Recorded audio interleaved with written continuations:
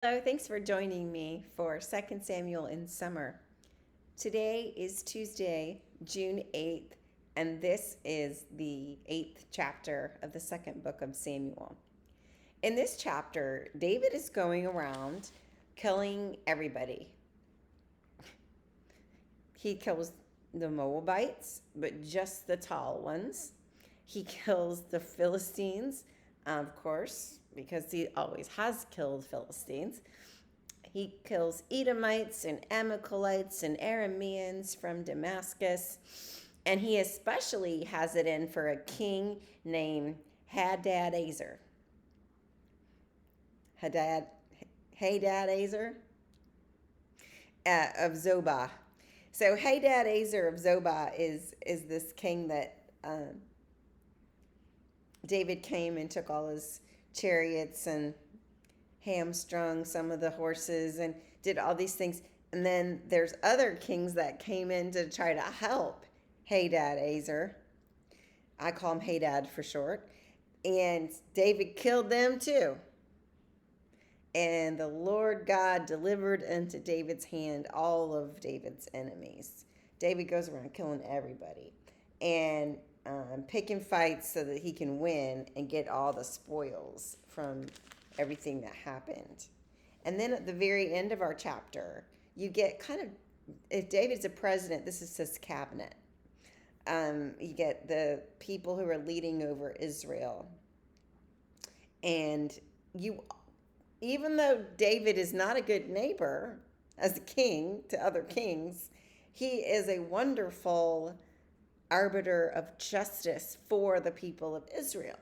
So as long as you're one of his, he's going to take care of you and do everything he can to protect you and keep you.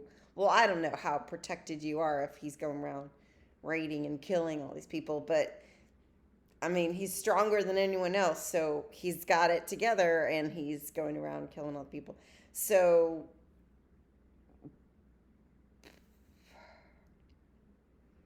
that's the chapter.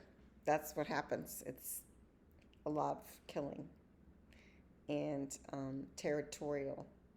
And then David is setting up garrisons there. Remember how Jonathan took out a couple of the Philistine garrisons that were on Israel's land?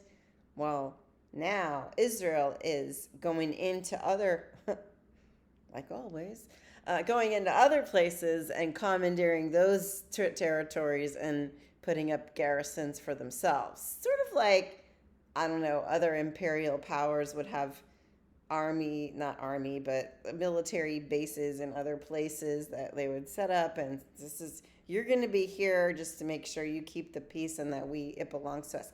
And the people that are conquered, like the Moabites and, but just the short ones, they become servants of David and pay tribute to him. So this is also a way to make David richer all of Israel richer because these people are now, these other groups that are outside of Israel are now beholden to David.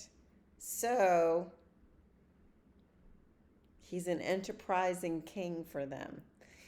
I guess this raiding and marauding and picking up fights so that you can conquer is like seen by the original readers or writers of this as being like a really of like the prowess of a king, like the provision, like he's a good provider for the nation or all of the Israelites there. So we kind of look at it in our 21st century lens in a different way than it may have been seen back then. So just something to think about when we're like, ooh, the first thing I said was David goes around killing everybody. But this is what makes him great. Like this at chapter 8 is like, oh, let me tell you. Well, and there was peace for a while, and then chapter 8, it's like, David, there's too much peace. Go out there and get us some spoils, and then so that's what happened. And collecting all the people as he went from fight to fight, and then defeating even the rescue company that comes to help out Hadad Azer from Zobah. And David killed all those rescue people too. So don't cross King David and the Israelites. And they're becoming a great nation in this area, because in the ancient Near East, because David has been such a conqueror for them. And reality, obviously we're still reading the Bible here, is that the community would have interpreted this story as God's blessing on not only David, but on all of Israel for delivering the enemies into the hands of David and his armies, or his military. So, where does David keep his armies? In his sleeveys. That's a joke. So I will see you tomorrow for more stories, and things get tender and sweet and weird and murderous again. Have fun.